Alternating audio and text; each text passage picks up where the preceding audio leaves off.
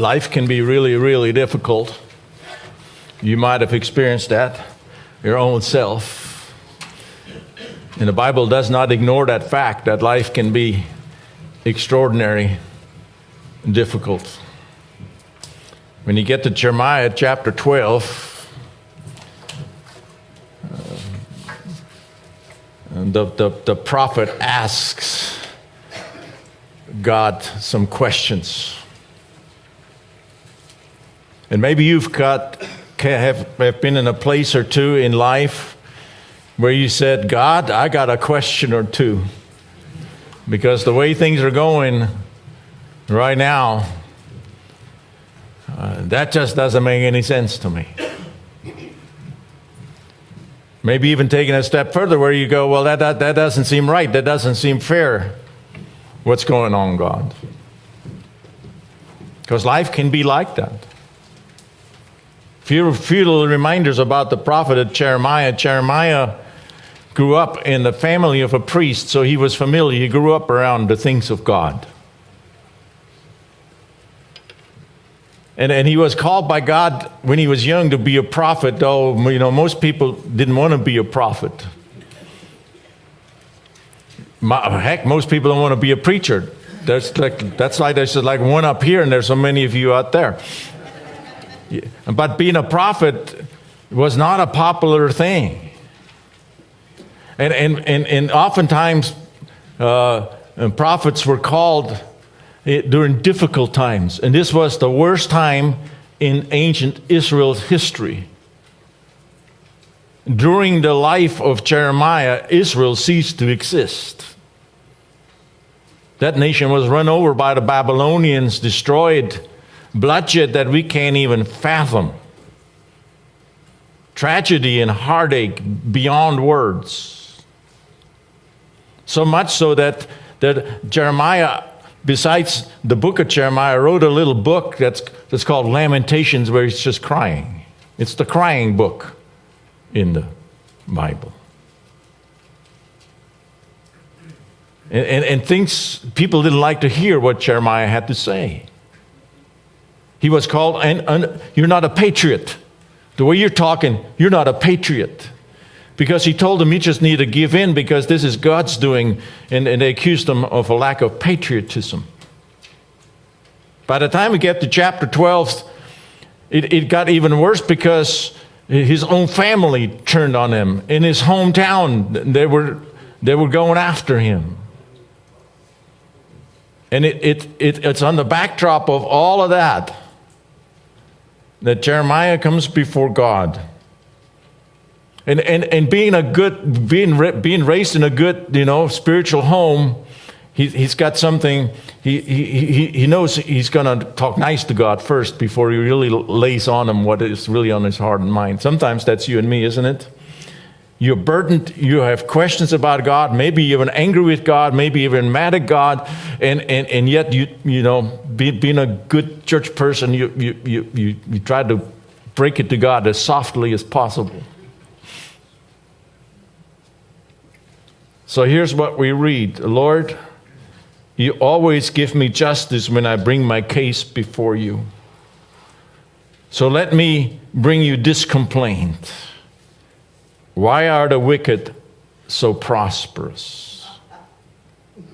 Why are evil people so happy? Or if you have a different translation, why are they at ease? You've planted them and they have taken root and prospered. Your name is on their lips, but you are far from their hearts. But as for me, Lord, you know my heart. You see me and test my thoughts. Drag these people away like sheep to be butchered. Set them aside to be slaughtered. How long must this land mourn?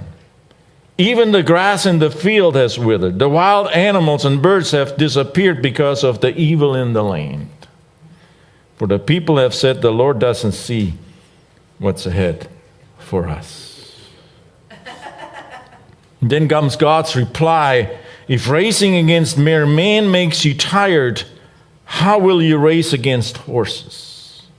If you stumble and fall on open ground, what will you do in the thickets near the Jordan or the bulrushes? Even your brothers, members of your own family, have turned against you. They plot and raise complaints against you. Do not trust them, no matter how pleasantly they speak. And Jeremiah has this great complaint, and you and I might have wondered it before. He says things are not equally distributed. You got wicked people for whom life seems to be paying off, even in the midst of war and complete meltdown, and they're still having a good time, while innocent people, children, and righteous people, those who are faithful to God, seemingly get the wrong end of the stick, seemingly get a raw deal. That's what Jeremiah is talking about. Is it that life seems to have this unfair payoff?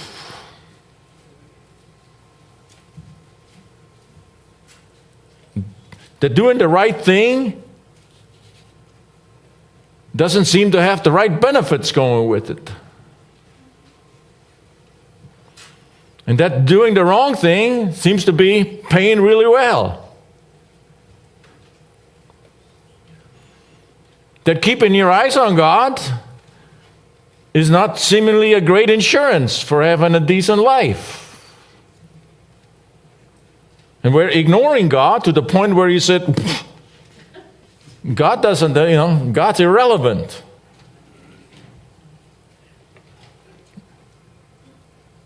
Seem to have no consequence.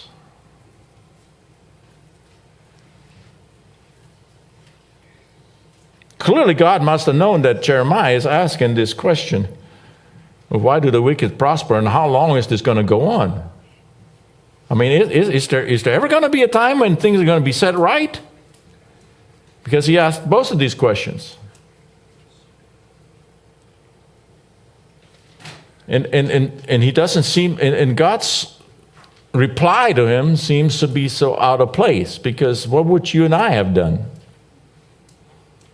Would you just said, come over, brother, come over, sister, and you just wrap your arm around him or her and try to comfort him just as best you can, and says, it'll be all right, it'll be just fine, and hang in there. And God doesn't seem to have anything compassionate going on here with this poor prophet that he called. Why and how long is the complaint and cry of Jeremiah? And God does not seem to have a pity party for him.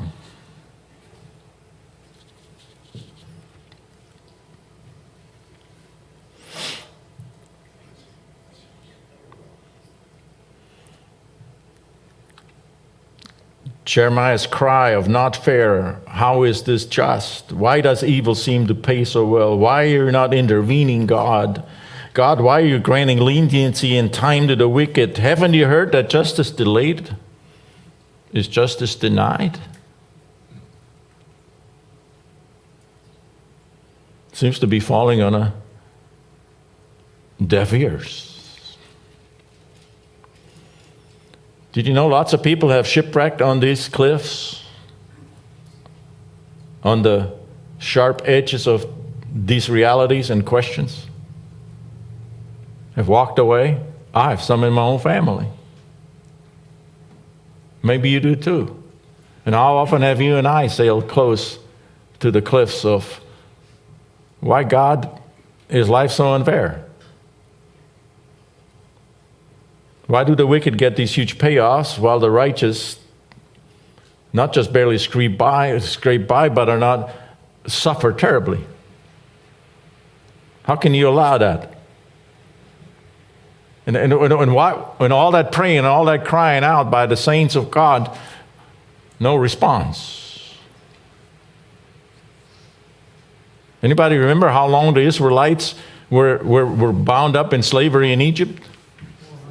For hundreds of years. Well, why it seems that the response of God often and the justice of God be so agonizingly slow? 400 years, that means you're in the grave before anything changed. That's entire lifetimes of silence from God. And people have shipwrecked and still are shipwrecking on those cliffs. And maybe you are sailing close to them because maybe you're in a place in life where you go, well, you know what, it is not turning out fair. I'm doing everything right, God, but all this trouble with my children. And at work, and who knows what. And people then do different things. Some just grow bitter and turn their back on a life of faith. Others embrace a life of escape.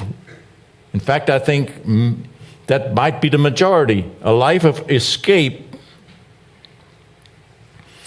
into apathy in all its various forms. Where you kind of just watch out for me and myself, my own happiness, and try to scrape together as much of that as you can in whatever form that you like, and that's where you live your life. And then there's many who surrender to the glitz and the ease of wickedness. We start fudging morally, start adjusting our ethics, our sense of what is right and wrong, but not just in general, but in our own behavior.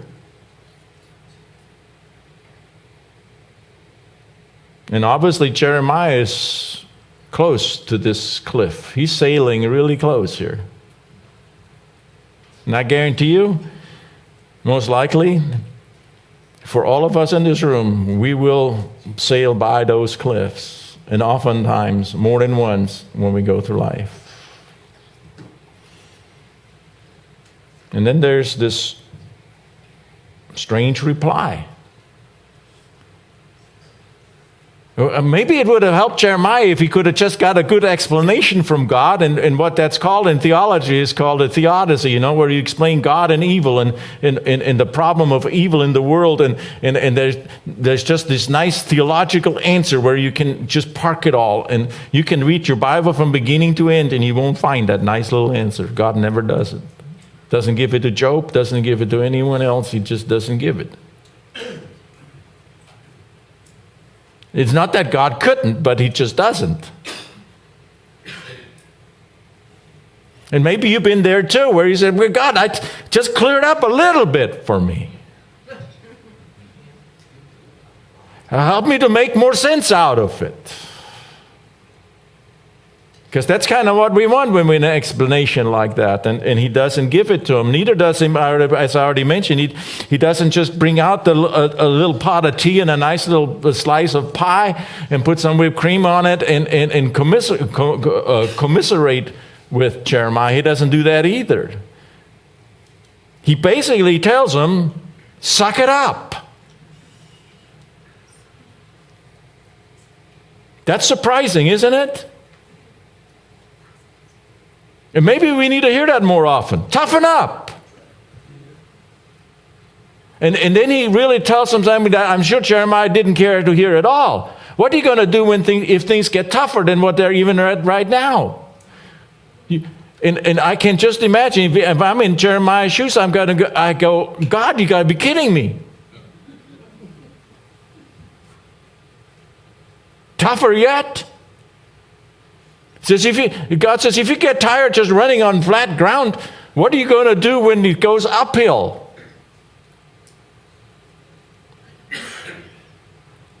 If you get all worn out thinking you're fighting against other foot soldiers, what are you going to do when the enemy attacks you with the cavalry?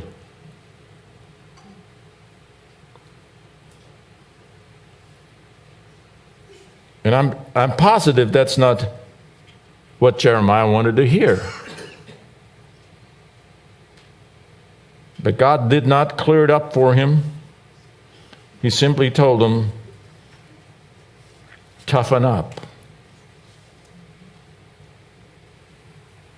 He didn't answer his question of how long either. And obviously now with us in hindsight, God didn't think that it was time to clear everything up and set everything right in Jeremiah's time. And by the way, unless you have your eyes completely closed to what's going on in the world, God still hasn't thought that this is the time to set it all straight.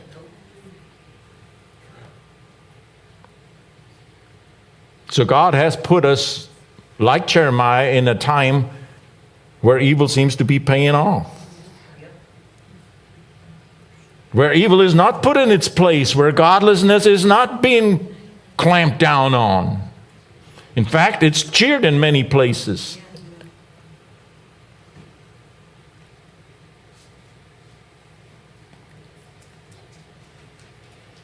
God has not put an end to all evil and injustice. Doesn't mean we shouldn't strive for the end of injustice, but He clearly has not put an end to it, and it clearly continues to be a struggle. And God also did not tell Jeremiah, well, it's okay, you've done enough. You can just rest now. You've done a good job, my prophet Jeremiah. I know things are hard. I'll find somebody else. Doesn't say that either. Because sometimes that's what we want, isn't it? I mean, if you can't give him an answer, God, if you're not going to set it all straight, just beam me up, Scotty. At least take me out of it. Whatever else, if it goes to hell, give me an escape hatch, God. He doesn't say that. He says, Jeremiah, you continue to be my prophet. You're going to stay right here. And by the way, things get worse for Jeremiah. If you read the rest of Jeremiah's, he ends up in a dungeon. He ends up standing in the muck. His toenails rotting. Afraid that no one's going to feed him. Starved down to a skeleton. Lucky that somebody was compassionate enough to stand up for him, where they pull him out just before he dies. Toughen up, Jeremiah. Toughen up.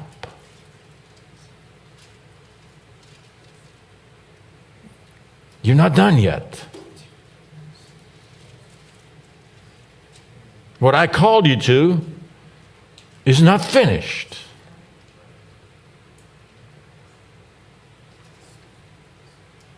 Did you know that every single person who claims to follow Jesus Christ is part of a nation of priests and prophets? That God has made no mistake when He puts you and I into this time in history? And that God has a call on your and my life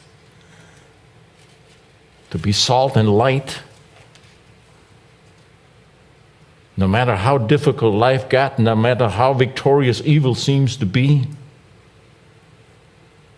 no matter how much wicked people seem to prosper and have an awesome payoff.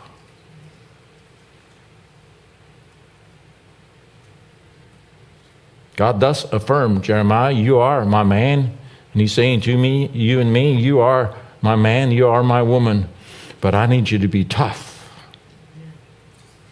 I need you to be strong. I need you to endure.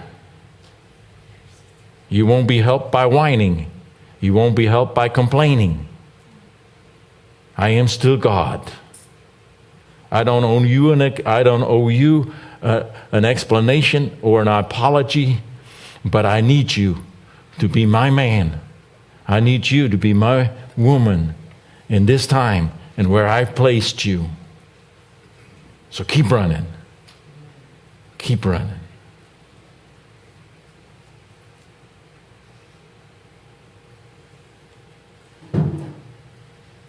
Let me take you to another person for whom life wasn't easy.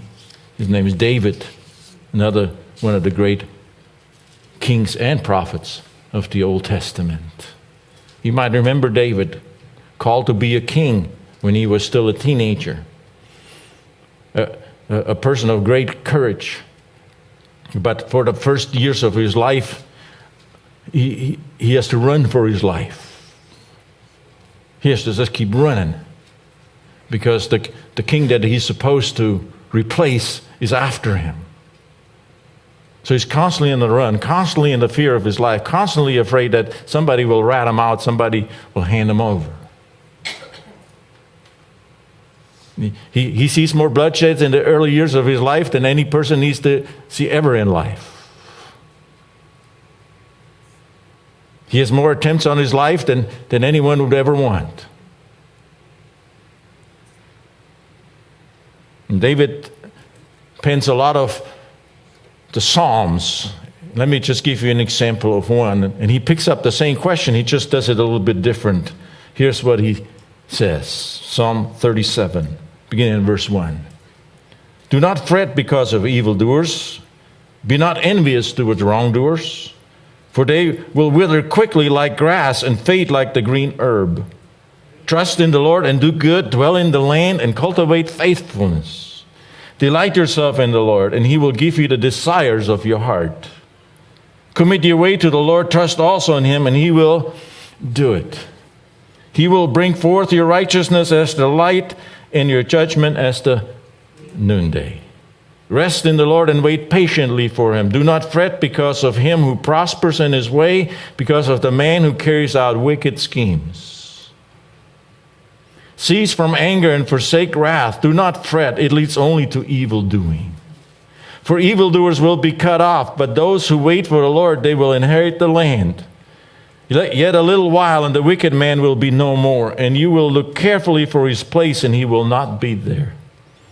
But the humble will inherit the land and delight themselves abundantly in abundant prosperity.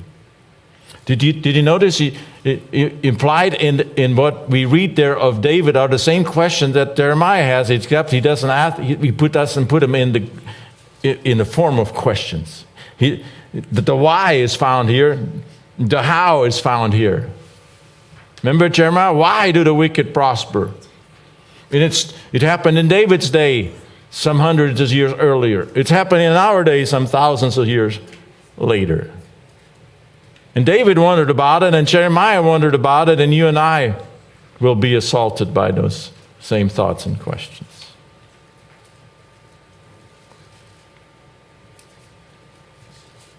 So let's look at the why implied with David. He comes out with that statement, don't fret.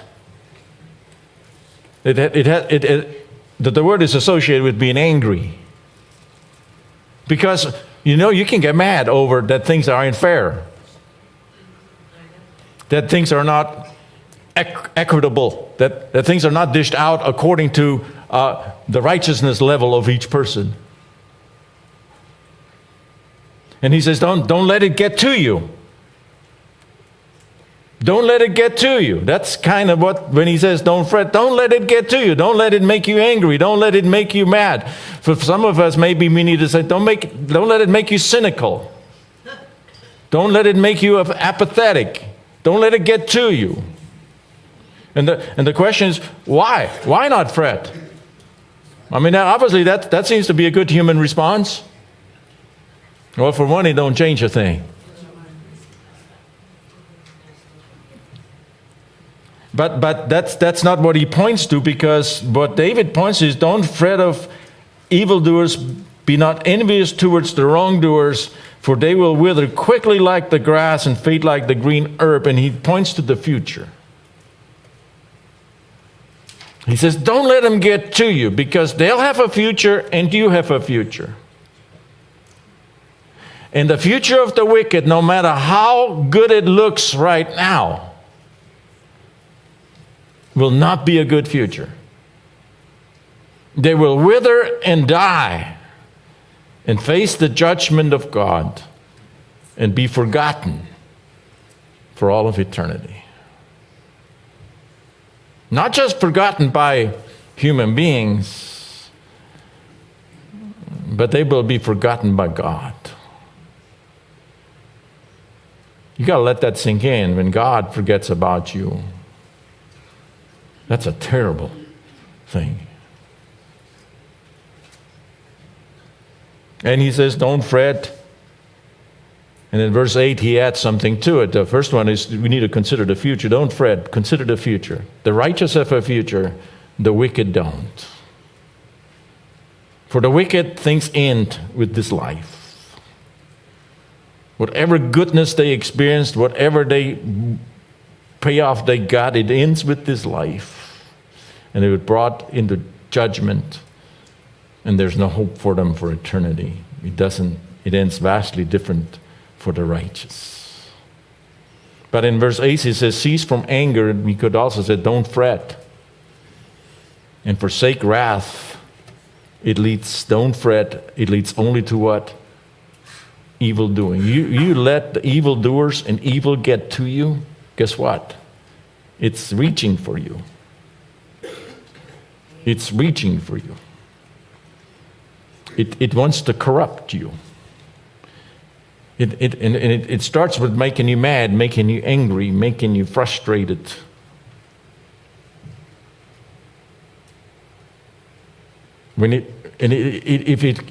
If it gets you to put on the cynical shoes, it's already winning. It's already gained a foothold. He says, don't let it. Don't let it. It will lead to evil doing. Let somebody else do the evil. Don't participate in it. Most evildoers, us included, because not all of us have been like these nice little sheep all of our lives. And maybe we're still far from being a nice little sheep. We're just good little Sunday pretenders. And are somebody completely different on Monday or in different places, different scenarios. He says, nobody starts evil usually with a big bang. Some do, but very few. We do it by a little bit, by little tiny steps. A little taste here, a little nibble there, a little compromise here, a little rationalizing things, a little comparing ourselves to the standard of our culture rather comparing ourselves to the standard of the Word of God.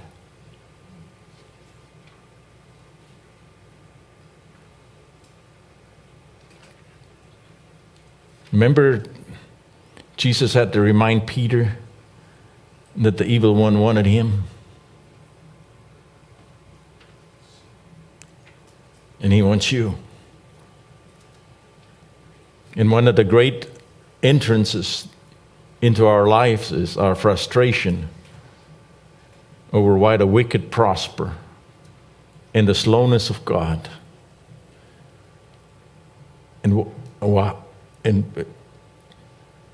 us starting to think we're not getting a fair shake. Don't fret. And then he talks about how in here too, but he talks about how in a different kind of, not how long like Jeremiah, but he says, how am I supposed to respond?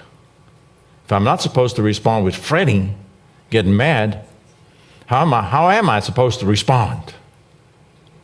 By the way, he doesn't give you a neat little explanation either, does he? David never got one either, but David said, there is a right way of responding. That stuff does come our way. The crap hits the fan in life. And when it does, how do you respond? Especially when the evil stuff, when the wrong stuff, when the wicked stuff. And so he has these great words. Did you notice them? I mean, it's super helpful. He has some great words here in verse 3 through 7. Trust, delight, commit, rest in or to the Lord. Did you notice it? Trust in the Lord, verse 3. Delight yourself in the Lord, verse 4. Commit your way to the Lord, verse 5. Rest in the Lord, verse 7. That's a how. That's an answer. Well, how do I respond then to that evil and those things? How do I respond to it? He says you need to get your eyes on God. Trust in the Lord and, verse 3, and do good. Don't stop doing good. Even in the most evil day, don't stop doing good. Even in the most evil company, never stop doing good. Don't stop it. Trust God that doing good and doing what's right before Him is always right. Not just sometimes, but always right. Delight yourself in the Lord and He will give you the desires of your heart. And we're so good to read the Bible selfishly. We are. So we follow, we like the second part of the verse where He says, He'll give you the desires of your heart. Come on, God, bring it on. All the stuff that I want, all the ease, all the heaven on earth that I'm already dreaming of. Give me that, God. But first He says you need to delight yourself in the Lord. If you delight yourself in the Lord, you will also delight in the things that God delights in. Did you know that? So how much do the things that God and Jesus delight in delight you? How much does it delight you to just think of His kingdom? That Jesus is trying to build His kingdom. Seek first the kingdom. Remember Jesus said that? He delights in that. That God rejoices over one sinner, that heaven throws a party over one sinner that repents. God delights in that.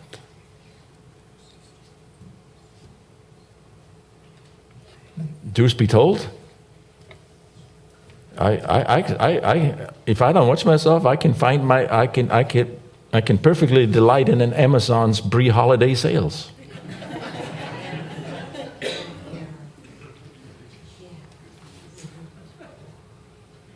And I can be perfectly satisfied there. But delight yourself in the Lord entails that you delight in the things that God delights in. I think it's one of the greatest prayers you will ever pray for your kids, besides for yourself. That my children and grandchildren will grow up and they will have an utter passion and delight in all the things of God. And that everything else will not compare to it. He says, and that's when God will give you the desires of your heart. You have not because you ask not, or because you ask in the wrong kind of fashion because all you care about is yourself, is what James tells us. Commit your way to the Lord. Trust also in Him. There's the second trust. He says, be committed and then rest in the Lord. Wait patiently for Him. See, we like to get ahead. We say, Lord, you got to speed this up. I got this one little life to live. You got to speed things up, and God doesn't speed things up for you and me. That'd be foolish. Why? Ever think about that? Because God's timing is always perfect.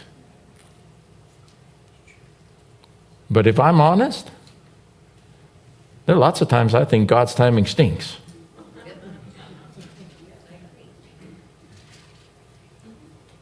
It's certainly, He's too slow. But He says you need to rest in the Lord and do what? And wait patiently for Him. See, sometimes you and I think, well, Lord, this is just wasted time.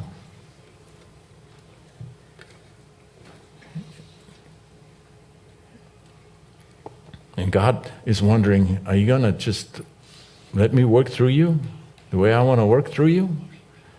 When I want to work through you? And do life and do history the way I want to do history? Because can you trust me that's going to work out better? Seriously, because oftentimes when we talk about trusting God so often, that's part of patience is trusting God that He's going to work stuff out better.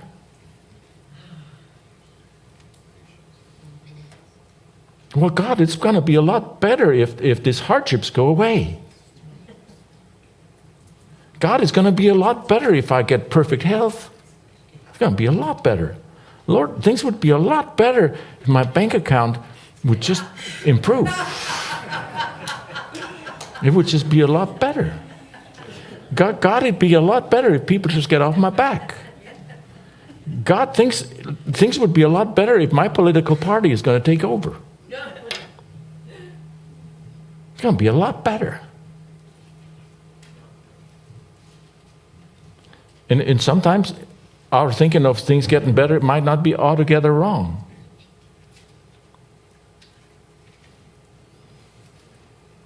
But oftentimes God also tells us this: you need to wait for my better. But while you're waiting for my better, you might be experiencing a lot more worse. Are you prepared for that? Toughen up. Because if you don't, it just might derail you. It just might throw you off.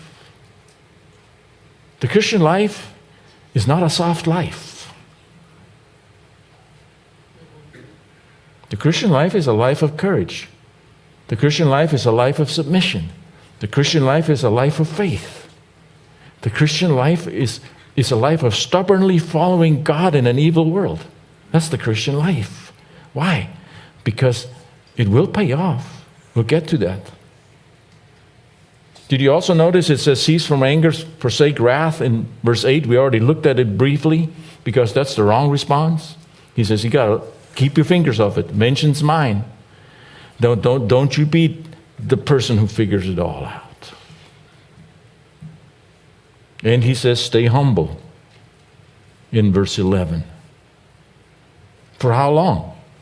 For how long? Remember Jeremiah brought that up? For how long do I do the how? How long do I trust God and do good? How long do I delight myself in God? How long do I do that patient thing with God? How long do I live this utterly committed life to God? How long? And the answer is, all your life, down to the finish line. That's how long. All the days of your life, however many those might be, that's how long. See? What's clear from the answer that God gives is this: I got you in this world at this time. You didn't live in the 1800s. You didn't live in 200 BC. You didn't live in 500 BC. You're living in 2022. This is where I put you. This is where this is where God expects of you and me to live in the midst of this wicked, fallen world. With enough darkness, enough wickedness, enough horror and muck. But in that, you keep on keeping on with strength, with fortitude, with resolve.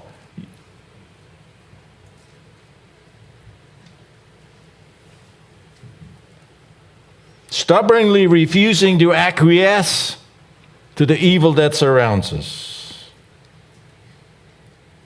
Constantly checking whether we're compromising.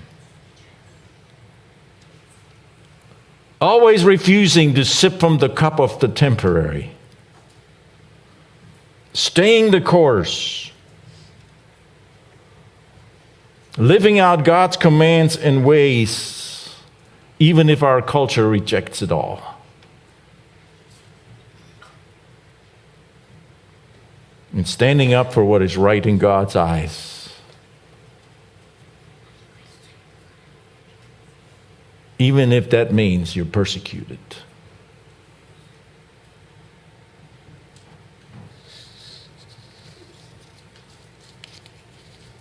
The writer of Hebrews just mentioned a whole bunch of men and women of extraordinary faith. And what has to strike you about reading Hebrews 11 is this. Some had awesome outcomes. We like those. Remember Daniel in the lion's den? He didn't get chewed up. And by the morning there was a whole Daniel, not just a few little bone scraps laying there. We like that. We like the life of Moses that in the end just turns out really, really well. We don't so much like the latter part of that 11th chapter of Hebrews, because there's men and women living in caves, starving, put into logs, sawed into. We don't like that too much. But they're both mentioned. And then we get to step into Hebrews chapter 12. Do you see what this means? And I'm reading to you from the Message translation / paraphrase. Do you see what this means? All these pioneers of faith blazed the way, all these veterans cheering us on. And the picture is the ancient Greek stadium. And all these saints of the past, Jeremiah and David, for those who had great outcomes, for those who had the lousiest outcomes, they're all sitting in the stands. They're cheering. And you and I, since we're living in this day and age, our lives are not in the past tense yet. We're down on the track. These veterans cheering us on, it means we better get on with it. Strip down, start running, never quit. No extra spiritual fat. But we like our fat. No parasitic sins. If you have a more word-for-word translation, it's the sin that so easily besets us. Keep your eyes on who? Jesus. Who both began and finished this race we're in. Study how he did it. Because he never lost sight where he was headed. That exhilarating finish in and with God. He could put up with anything along the way, cross, shame, whatever. And now he's there in the place of honor, right alongside God. And he's saying to you and me, you be that runner. Are we going to have our Jeremiah moments? Yes, we will. Will wickedness and evil, and the evil of our day, knock on our door, torment our minds and hearts? And the answer is, yes, they will. Will we struggle over God's silence, patience, seeming lack of intervention? Yes, we will. Is it really worth it to stay faithful to God, to keep trusting God, even in the most terrible, evil, unfair muck of terribleness? And the answer is, yes, it is. Absolutely. Remember I mentioned that weeping book that Jeremiah wrote after Jerusalem fell? Among the stench of rotting corpses. I call this to mind, and therefore I have hope. Because of the Lord's faithful love, we do not perish. For his mercies never end. They are new every morning. Great is your faithfulness. I say, the Lord is my portion, therefore I will put my hope in him. The Lord is good to those who wait for him, to the person who seeks him. It is good to wait quietly for the deliverance from the Lord. That's still true today. Let's pray. Lord,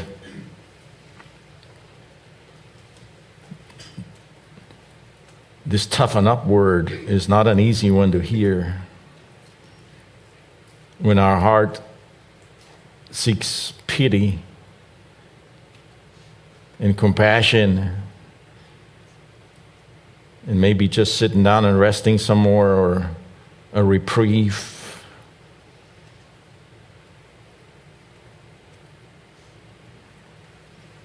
But would you help us today to take that toughen up word to heart?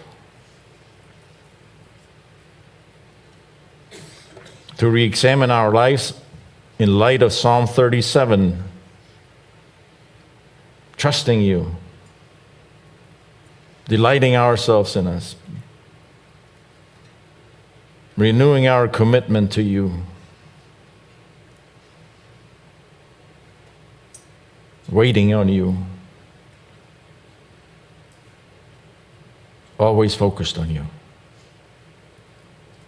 We need to be that kind of men and women. We need to be that kind of church. So would you help us with it? I pray for our children and youth. Help them to live that out at school, maybe especially at school. I pray that for the parents raising children right now who are here today. Because it's not easy to raise your children in an evil day.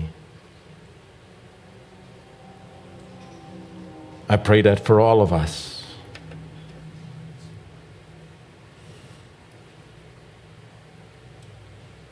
And Lord, lastly, I want to add to it. If there's somebody here and they say, I have walked into this church today and I need to get right with God, would you help him or her not to walk out before talking to me? Because you have them here for a reason. Father, would you help us to be attentive to our brothers and sisters?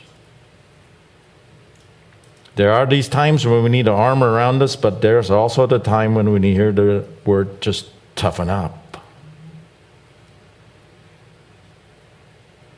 When we have made softness an excuse.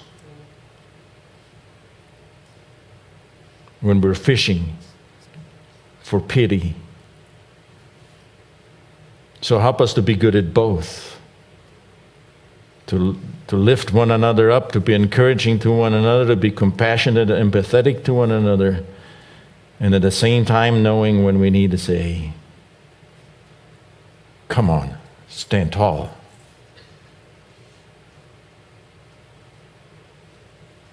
In Jesus' name, amen.